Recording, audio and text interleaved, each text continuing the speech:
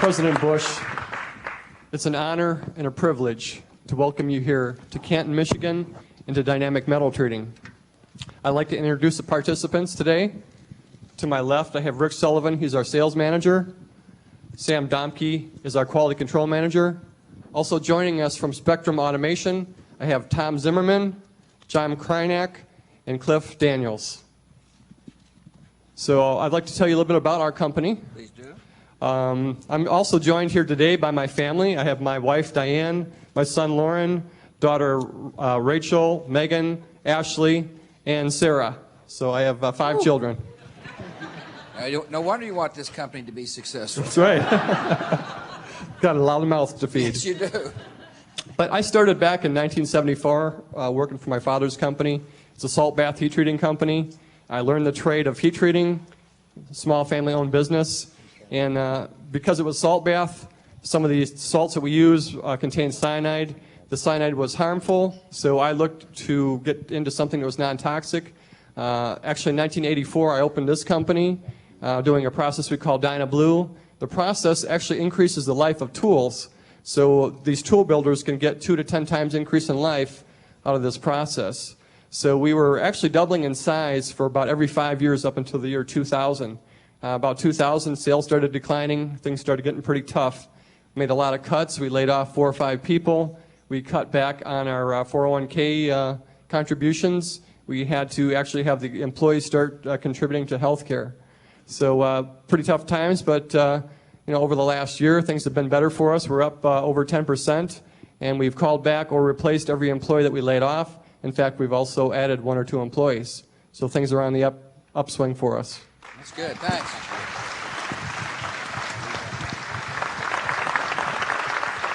Yeah, Lauren, thanks for having us. Let me say a couple of things before we get started here.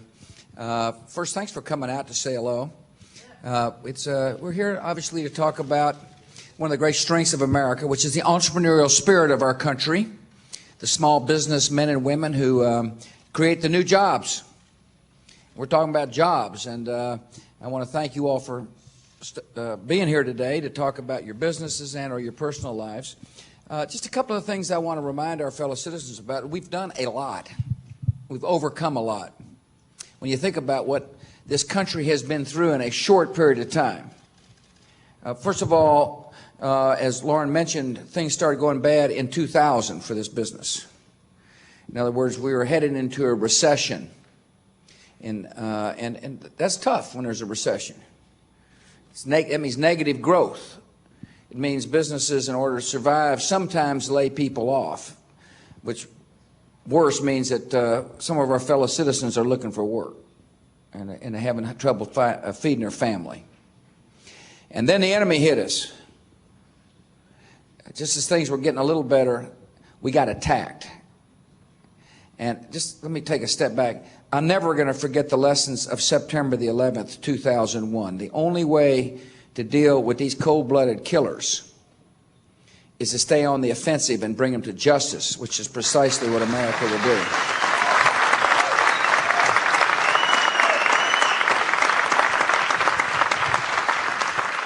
And then we had some CEOs in corporate America forget what it means to be a responsible citizen.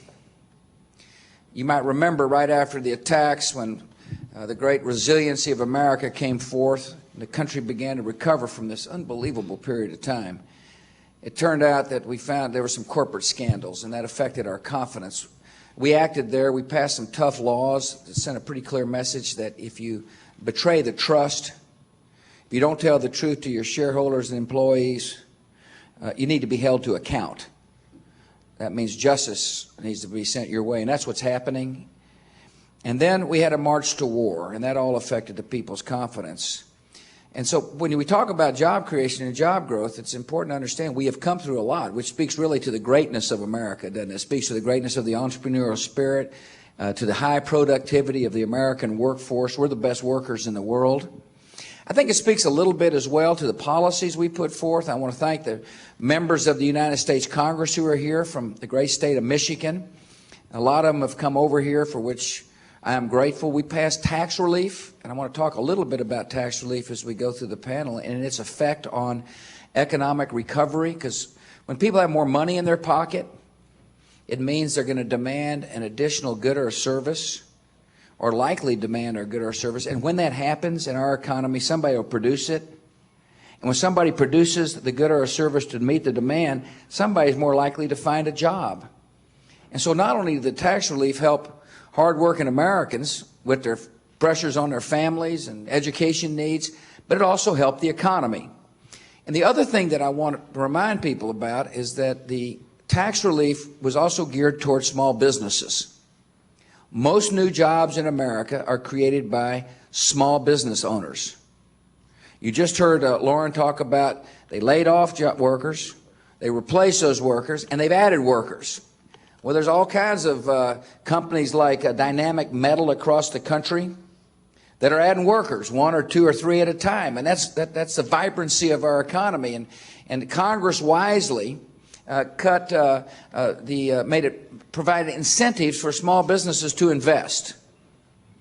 And if there's proper incentives in place, it means people will buy equipment and computer software, and that means somebody's likely to find a job as they provide that equipment for small businesses. The other thing is most small businesses do not pay corporate income tax.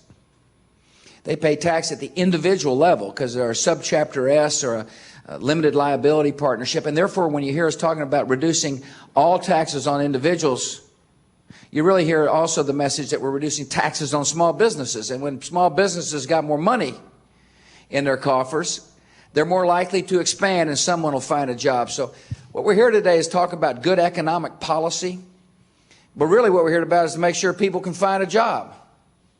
I mean, things look pretty good. The growth's high. Today, the Purchasing Managers Index was released, which shows the manufacturing sector of the American economy is coming back pretty strong. But my attitude is so long as we have one of our fellow citizens out of work and who wants to work, says we got a problem. So let's keep a pro-growth policy in place. We're here to emphasize the role of the small business in providing that job opportunity. And I want to thank both the small business managers as well as the employees for joining us.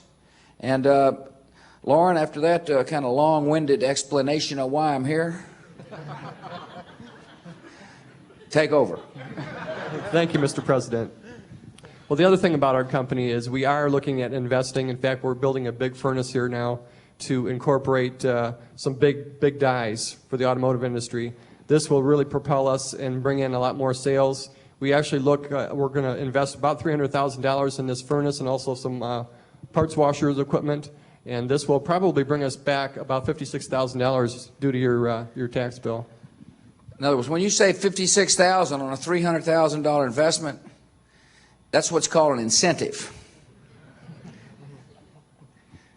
Let's hear from some of the folks up here. Well, thank you, Mr. President. We appreciate you taking your time out of your busy schedule to spend some time here with us this afternoon and visit our facility. A little background on myself. I'm engaged right now to a lovely lady by the name of Kathy Baum. I have 3 beautiful daughters and 2 fantastic grandchildren. My father actually got me started in this industry back in 1980. I spent 15 years in mechanical engineering and then an additional 8 years in sales. I've been with Dynamic now 2 years, and since I've started here, we've had to look at several different areas of what we can do to improve. One of the first things we did was that we took a look at our pricing structure. What we had to do was make sure that we were competitive in the market, and we had to try to reduce the bleeding and eventually stop it. So we made some changes there that made sure that we were in there with everybody else. Then we had to analyze new markets. How are we going to get into some bigger markets and get more opportunity? So as Lauren had mentioned, we've decided to purchase a larger furnace, which will give us opportunities for some very large tools, and as well as the wash equipment, the post-operation equipments, which will help us become more efficient labor-wise and reduce our labor costs. Finally, finally, we are looking at our sales force. We had to analyze what is the customer looking at, what's going to make us a little bit different than everybody else. And what we've concluded is that many, many manufacturers out there are looking for technical people to come into their facility and help them with their manufacturing problems. Yeah. What we are establishing ourselves as, we will go in and we will be able to make material recommendations. We will be able to help with design issues. We'll be able to help with manufacturing processes and, of course, heat treating issues, so that we can make their tools last longer. It saves them more money. They can reinvest in new programs. We actually had a similar incidents happen to us. One of our customers had a tool that was running a high percentage of glass filler. There was another company, a sister company, running the same part. They'd run 1 million plus shots. The sister company's tool was ruined by the material. Ford Motor Company comes in and says, "What do you need to refurbish this tool?" The company that had used our process said, "The tool's fine. It's running great." It saved them $360,000 and got them additional business. So we feel that we're on the right track. What's helping us and what we've seen in the past 6 to 8 months is we'll have an excellent month followed by a slightly slower month. All in all, over the past 6 to 8 months, we see a very positive trend in the industry. We see that people are letting go of some money. They're getting into new programs, and we see that this is coming back around for us. Yeah, I appreciate the story. It's indicative of how small businesses work. You better be light on your feet and willing to change in order to survive. Be flexible and fast and to meet the needs of your consumer. Listen, government can create an environment in which the entrepreneurial spirit remains strong, but we can't make you successful. That's up to you, and I appreciate that you just laid out your strategy. I hope your competitor isn't listening. We're up to the challenge. It's good. But anyway, thank you for sharing that. Sam, how about yourself? Mr. President, it is an honor that you're here today to speak with us, and quite frankly, I'm probably the happiest one in the bunch because I'm the one who they hired. So I was technically unemployed and came from a company that finally had to close its doors. They struggled for a couple of years. They had high overhead, energy costs were killing them, and they were running at about 50% capacity. And so I kind of had about a month window that they gave us that they were closing, and it was kind of hard going to work every day for another month, wondering, because prior to that I was off 6 months. So this job really only lasted about 9 months. So I had gone through 3 jobs actually, and it's really not a very fun feeling. My income decreased about 30%, and luckily my wife works, so I had health insurance that covered our family, and I'd like to say a little bit about that. But my wife, I've been with her 28 years now. I have 2 children, ages 13 and 16, 2 boys. And I think she's pretty much keeps me on track in life. And yeah, well, I know the thankful feeling for that. Same thing happened in my household. But one of the things, a couple of points that Sam made. One, we need an energy policy. If you notice, he said energy costs are high. And we need clean coal technology. We need an energy policy. We need to encourage conservation and certainly efficiencies. But in order for manufacturing concerns to be vibrant and vital, they need reliable sources of energy. And I appreciate you bringing that up. The other thing is, Sam, as I understand, these tax cuts save you and your family about $2,000. For this next tax year, yes, and that's great. I can really use the money, I'm sure. Well, the other thing, as I understand, we had a little visit beforehand that Sam had a chance to refinance his home. Maybe some of you have done that as well. Part of the vitality of the economy is the fact that people are able to refinance because of the lower interest rates, which puts a little money in the pocket because you've got lower monthly payments. But the $2,000 is an important part of an economic recovery package. You see, it's his money to begin with. And we hear people say, well, the government's giving government money. It's not government money. It's the people's money we're talking about. It's the hardworking people that make this economy grow. My attitude is the more money you got in your pocket, the more likely it is your family is going to be okay. But more importantly, the more likely it is it'll increase the demand for a good or a service. Well, the $800 that, Sorry, yell. I know we had the $800 checks that came back for the child credit, and that came in quite useful. Yeah. It helped me pay some bills, and Actually, when the government said the check's in the mail, it actually was. I got mine. One of the things about the tax cuts that's important for people to understand is they're not permanent. They're temporary because of a quirk in the law, and particularly in the United States Senate. After a period of time, the tax cuts go away. And so one thing we need to do and make sure this economy stays strong is to make the tax cuts permanent. We don't want the child credit to go down. That will affect you. It's like a tax increase. We don't want the marriage penalty to be as onerous as it used to be. We want the tax cuts to stay permanent so that people, small businesses can plan, and citizens can plan their lives.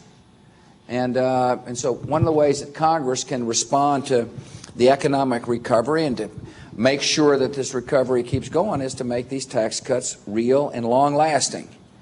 I'm for it. I think it's essential that we do this. And I hope Congress joins. Thanks. Good job. Tom, tell us about yourself, your business, Spectrum Automation Company. That is correct, sir. First, this is something having you here with us. Thanks for listening and being interested. And thanks for what occurred over Thanksgiving. Yeah, that was thank something. That was something. Good for shivers.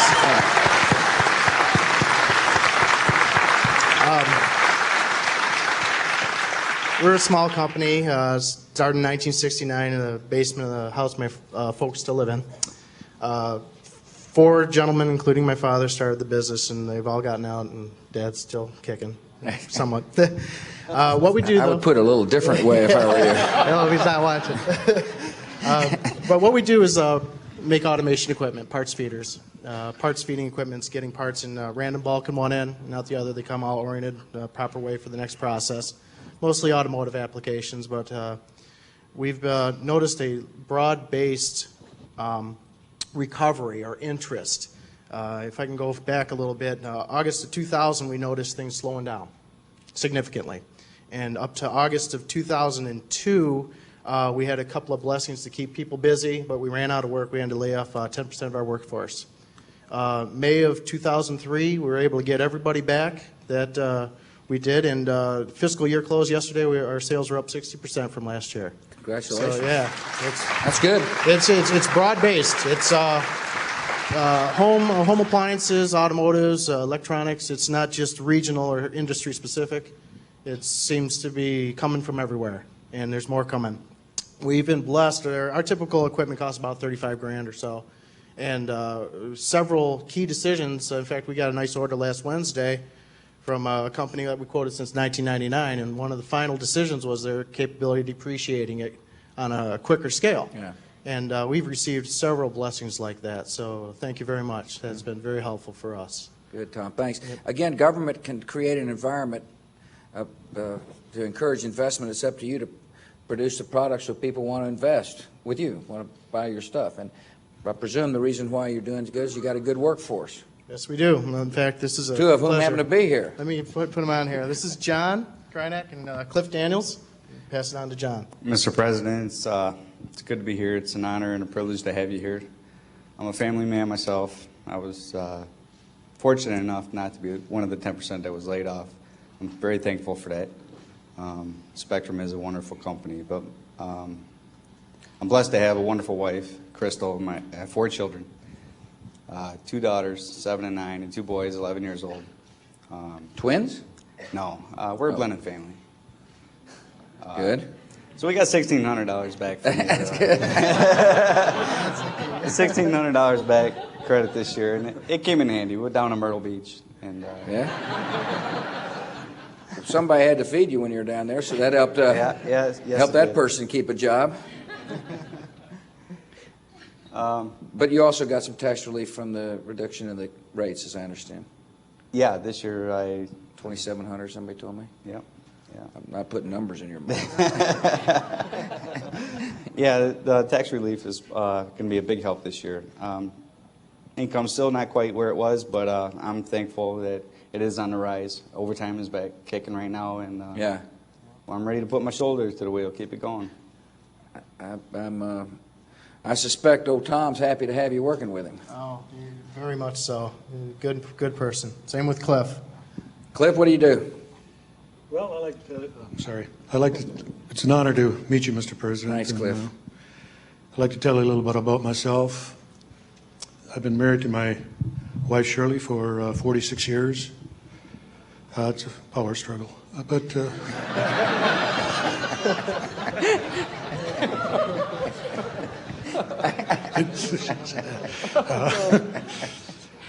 Two grown children. I was blessed with a grandbaby on 9/11. Yeah, Yes, sir. Mixed emotions. yeah, I'm sure you did. I started at Spectrum in 1977, December 7th, Pearl Harbor Day. I worked there. I started in as a SAW department, shipping, receiving, loading trucks, unloading, skidding machines, doing just about anything the boss wanted me to do. And I want to retire. Your plan that you're going to sign your Medicare Yeah. prescription bill Yep, is going to help me immensely. it is going to help you. And I'm figuring that I'm paying about $900 right now. And with this plan, I should save about $5,000 a year. And I do want to thank you for that Well, thanks. very much. Thank the Congress. They finally got moving. And,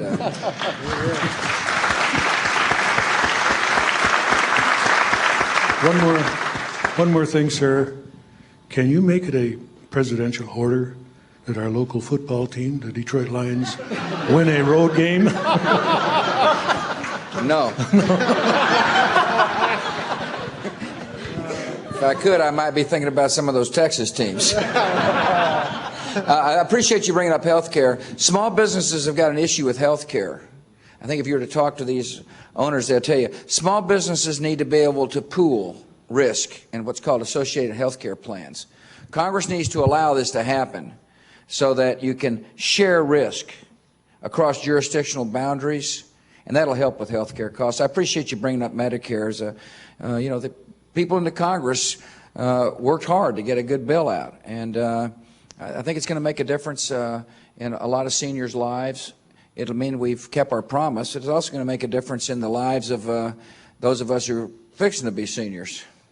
It means you're going to have more choice in the marketplace, plus prescription drugs will be available as part of the basic Medicare package. And those who can least afford it will get the most help, of course, from the government. So I thank you for bringing that up. It's the other thing for health care, by the way, is it's very important that we have a society that allows persons to sue a bad doc if they get hurt, but we don't need a society in which there's junk and frivolous lawsuits being filed all the time, which raise the cost of medicine, particularly to these businesses. It hurts these small business owners when these people file these lawsuits over and over and over again. And therefore, for a while, I looked at this issue for a while, and then I decided it was a national issue because it affected our Medicare budgets, the Medicaid budgets, the veteran health care costs. Because docs practice what's called defensive medicine. If they think they're going to get sued, they'll provide more medicine than needed. And you would too if you were a doctor who thought you were going to get sued. And that then makes medicine more expensive.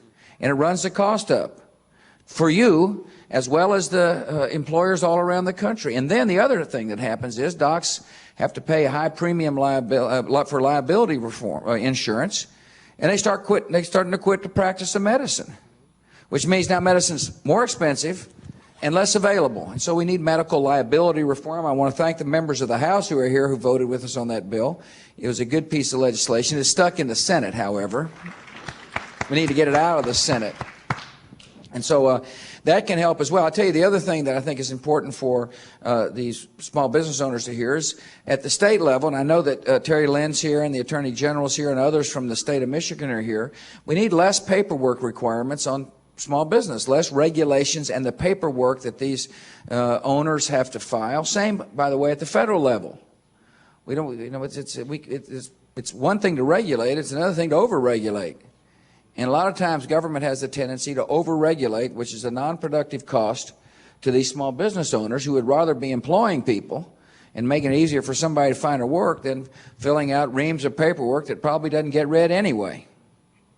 Finally, I know there's a lot of talk about trade. I just want you to understand my position on trade. If you're good at something, we ought to try to find more markets. And we're good at a lot of things. We got the most productive workforce in America.